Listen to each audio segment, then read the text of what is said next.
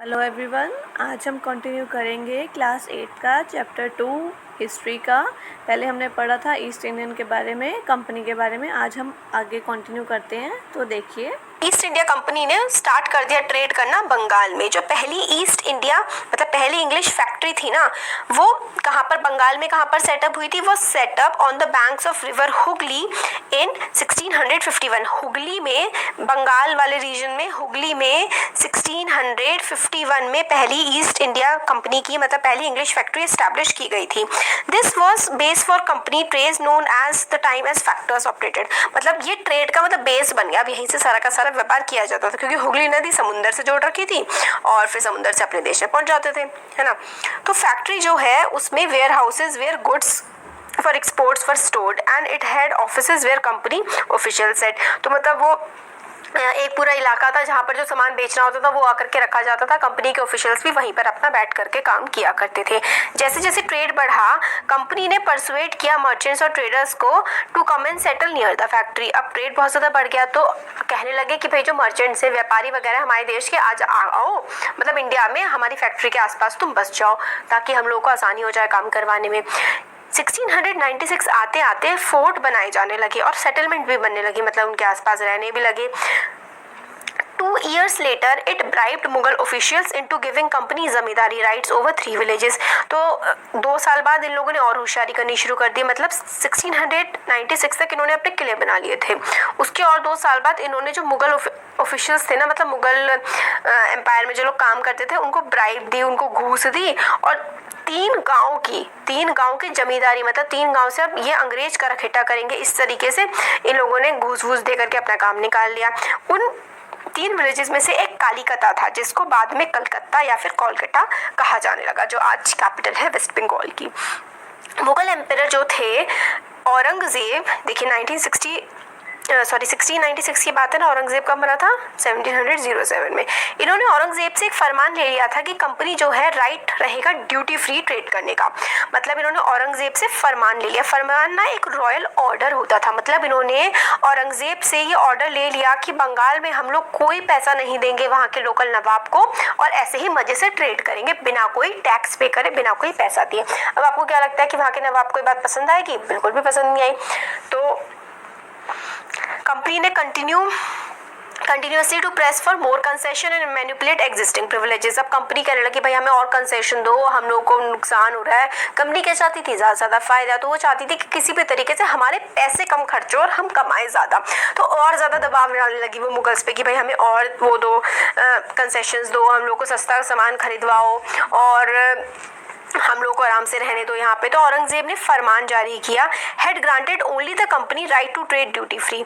ठीक है, कंपनी, अब जो औरंगजेब ने फरमान जारी किया था उसमें जो पूरी की पूरी कंपनी थी उसको ड्यूटी फ्री ट्रेड करने का राइट था, मतलब वो कोई टैक्स नहीं देगी। बट कंपनी के जो ऑफिशियल्स थे ना, जो कंपनी में काम करते थे, उन्होंने भी प्राइवेट ट्रेडिंग शुरू कर दी, उन्होंने भी अपना अलग अलग से व्यापार करना शुरू कर दिया और वो भी लोकल गवर्नमेंट को टैक्स नहीं देते थे। अब ये बात जो थी ना, बंगाल के नवाब को बिल्कुल पसंद नहीं आ रही थी, क्योंकि उसको रेवेन्यू का लॉस हो रहा था, उसको तो नुकसान हो रहा था।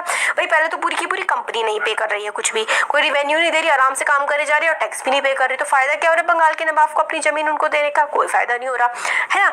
दूसरी चीज, अब कंपनी में जो लोग काम करते थे ना, उन्होंने भी अपने प्राइवेट ट्रेड करने शुरू कर दिए और वो भी पैसे नहीं देते थे बंगाल के नवाब को। तो बंगाल का जो नवाब था ना, मुर्शीद कुली खान, उसको बड़ी चिढ़ लग रही थी, बड़े खटक रहे थे ये लोग मुर्शीद कुली खान की आंखों में। इनको बड़ा गुस्सा आ रहा था कि भाई मतलब मेरे को कोई फायदा ही नहीं हो रहा है और ये लोग तो अपना व्यापार आराम से किए जा रहे हैं। तो ये देखिए, ये सामान लाया ले जाया जा रहा है, इस तरीके की पेंटिंग बनाई गई है। अब देखिए, ये मुर्शीद कुली खान को पसंद तो आ नहीं रही थी, बट औरंगजेब पावरफुल था, उसके सामने तो कुछ बोल नहीं पाया। अब जब औरंगजेब मरा ना, तब बंगाल के नवाबों ने इनको थोड़ा लाइन पे लाना थोड़ा सा शुरू करा। अब क्या हुआ? How trade led to battles. अब देखिए दिक्कतें तो आ रही हैं, अंग्रेज टैक्स देने को तैयार नहीं हो रहे हैं और जो मुगल हैं उनको लग रहा है कि भाई हमें तो टैक्स ही नहीं मिल रहा, हमें फायदा क्या हो रहा है। तो अब इसकी वजह से जो व्यापार था ना, अब ये जंग होने की कंडीशंस पे आ गया था। तो through early 18th century, starting की जो 18th सेंचुरी के स्टार्टिंग में ही ना जो लड़ाई वड़ाई की कंडीशन थी ना, वो बनने लगी थी। कंपनी हो गई, नवाब ऑफ बंगाल ने मतलब जो कंपनी है ईस्ट इंडिया कंपनी, ठीक है, और जो नवाब है ना बंगाल का, इन दोनों के बीच में थोड़ी थोड़ी दिक्कतें आनी शुरू हो गई हैं। औरंगजेब की डेथ हो गई, औरंगजेब मर गया। उसके बाद बंगाल के नवाब ने एजर्ट कर दिया कि भाई हम लोग पावरफुल है। हमने स्टार्टिंग में पढ़ा था औरंगजेब की डेथ के बाद लोकल रूलर्स जो थे उन्होंने अपने आप को एक तरह से राजा टाइप्स घोषित कर दिया था। तो बंगाल के नवाब ने अपनी पावर को, अपनी ऑटोनॉमी को एजर्ट करने की कोशिश की, जैसे कि बाकी सारी और भी पावर्स ने करने की स्टार्ट कर दी थी। मुर्शीद कुली खान जो था was followed by Alivardi Khan. मतलब मुर्शीद कुली खान के बाद जो नवाब था बंगाल का कौन बना? अलीवर्दी खान। अलीवर्दी खान के बाद बना सिराजुद्दौला। ये इंपॉर्टेंट है थोड़ा, ठीक है, कि पहले कौन था? मुर्शीद कुली खान। मुर्शीद कुली खान के बाद अलीवर्दी खान। अलीवर्दी खान के बाद सिराजुद्दौला बंगाल का नवाब बना। हर कोई काफी ज्यादा स्ट्रॉन्ग रूलर था, इनके सामने ज्यादा किसी की चलती वलती नहीं थी। उन्होंने कंपनी को कोई भी कंसेशन देने से मना कर दिया कि हम तुम्हें कोई कंसेशन नहीं देंगे, काम करना है टैक्स पे करो, और demanded large tributes from the company right to trade. और बल्कि मांगने लगे कि भाई पैसा दो, गिफ्ट दो हमें, क्योंकि तुम हमारी जमीन पर ट्रेड कर रहे हो। और कंपनी को मना कर दिया कि अपने जो मिंट मत करो कॉइन। कंपनी क्या करती थी कि अपने सिक्के बनाने लगी थी, मतलब अपना पूरा देश ही बसा लिया था इन लोगों ने। तो अंग्रेजों ने, तो नवाब ने मना किया कि भाई तुम्हारे सिक्के विक्के भी नहीं बनाए जाएंगे यहाँ पे। और अपनी जो फोर्टिफिकेशन ये लोग कर रहे थे ना, अपनी खूब महल वहल बना रहे थे, वो सब भी नवाब ने कहा ये सब भी तुम्हारा नहीं बनेगा। कंपनी को एक्यूज किया कि वो धोखा दे रही है। Accusing the company of deceit, they claim that company was depriving the Bengal government of huge amounts of revenue and undermining the authority of Nawab. और जो नवाब है उन्होंने ये भी कहा कि कंपनी जो है ना वो बंगाल को बहुत ज़्यादा नुकसान करवा रही है, टैक्स नहीं पे करती है और बंगाल की सरकार को धोखा भी दे रही है और हमारी बात भी नहीं मानती है। और ये मतलब हमें बदतमीजी भरे लेटर्स लिखती है और हम लोगों को हमेशा बेइज्जत करने की कोशिश करती रहती है। कंपनी ने ये कहा कि जो नवाब की डिमांड्स है ना वो अनजस्ट है, कि मतलब हम लोगों को इतना ज़्यादा हमसे मांग रहे हैं, ये चीज़ तो बिल्कुल गलत है। इस तरीके से तो हमारा ट्रेड जो है ना बिल्कुल ख़त्म हो जाएगा। ट्रेड जो है ना वो तभी अच्छे से चल सकता है जब ड्यूटीज़ हटा दी जाए, जो टैक्स वैक्स है, अगर आप ये सब हटा दोगे तो ट्रेड बहुत अच्छे से चलता है।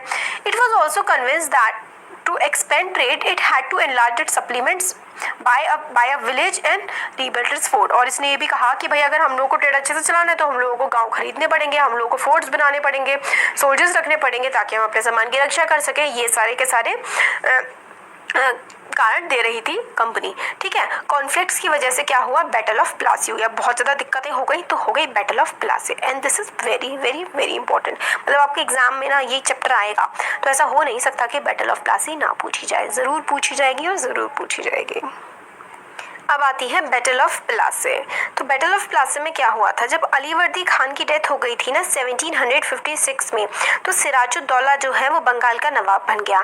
कंपनी काफ़ी ज़्यादा वरीड थी कि उसकी पावर जो है एंड की in on a puppet ruler who would willingly give trade concessions and other privileges. का मतलब ये है कि अलीवर्दी खान की डेथ के बाद सिराजुद्दौला 1756 में वहाँ का नवाब बन गया। अब कंपनी जो है ना, कंपनी को बड़ी टेंशन हो रही कि भाई ये लोग तो हमें व्यापार नहीं करने दे रहे हैं, ये लोग तो हम पे टैक्स लगा रहे हैं। तो वो ऐसा चाहती थी कंपनी कि इस तरीके का पपेट रूलर बन जाए। पपेट का मतलब है हमारी पूरी की पूरी बात माने। ऐसा रूलर आ जाए बंगाल में जो हमारी बात माने और हम लोग अच्छे से व्यापार कर सके, हम लोग को कंसेशन प्रोवाइड करे और हम लोगों को प्रिविलेज दे ट्रेड करने में। तो उन्होंने ट्राई किया बट काफ़ी सक्सेसफुल वो नहीं रहे। फिर उसने सोची कि सिराजुद्दौला के जो राइवल्स हैं उनको नवाब हम लोग बना देंगे, और जो इन्फीरियरेटेड था ना, अब ये सारी की सारी बातें जब सिराजुद्दौला को पता लगी तो उसको बहुत ज़्यादा गुस्सा आया। अब सिराजुद्दौला ने कहा कि भाई तुम हमारे जो पॉलिटिकल अफेयर्स है ना, हमारे जो बंगाल में चीज़ें चल रही हैं पॉलिटिक्स में, इसको तुम्हें एंटर करने की ज़रूरत नहीं है और निकलो यहाँ से, ठीक है। उनकी फोर्टिफिकेशन अपनी बंद करो, जो तुम अपने किले विले बना रहे हो बंद करो, रेवेन्यू पे करो, नहीं तो भागो यहाँ से।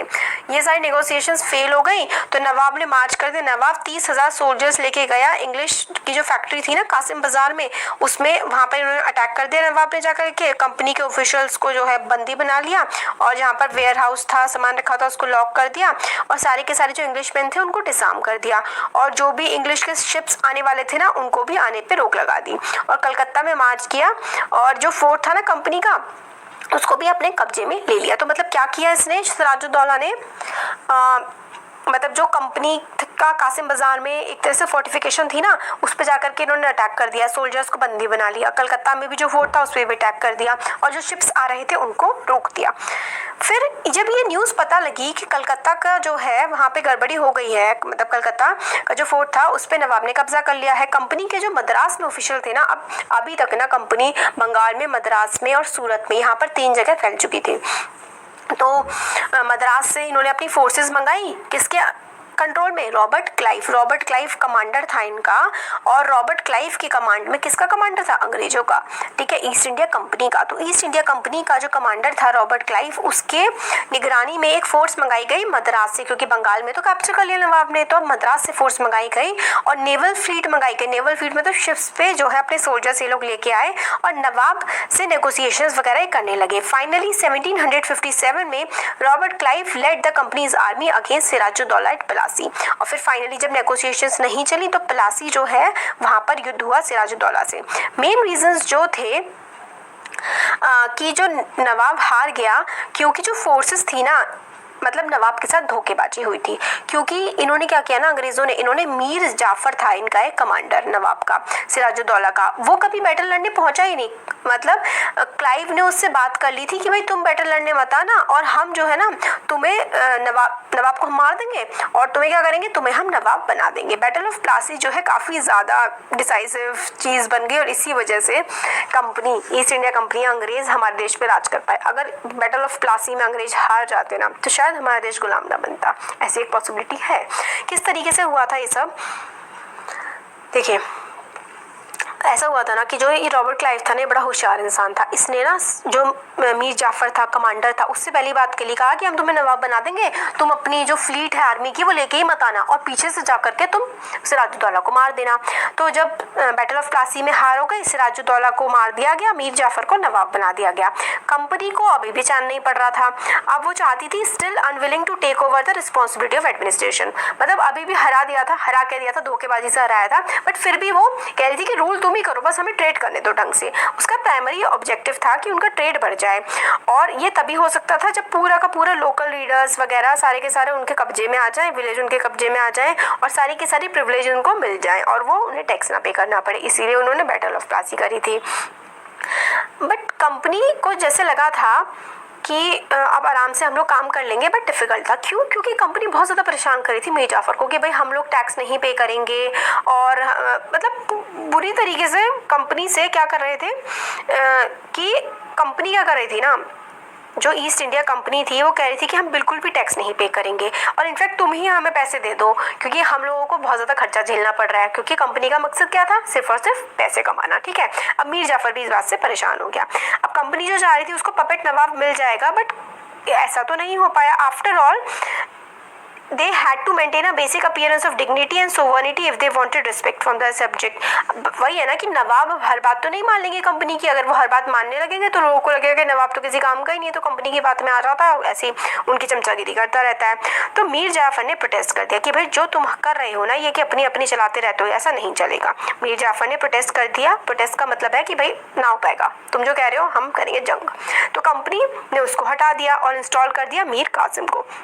तो सिराजुद्दौला आया पहले, फिर मीर जाफर आया। मीर जाफर ने सिराजुद्दौला को धोखा दिया था, बट मीर जाफर भी कंपनी की हरकतें झेल नहीं पाया, उसने भी रिवोल्ट कर दिया। तो कंपनी ने मीर जाफर को हटा करके मीर कासिम को ले आई। मीर कासिम ने कंप्लेन किया तो he in turn was defeated in the battle of Buxar.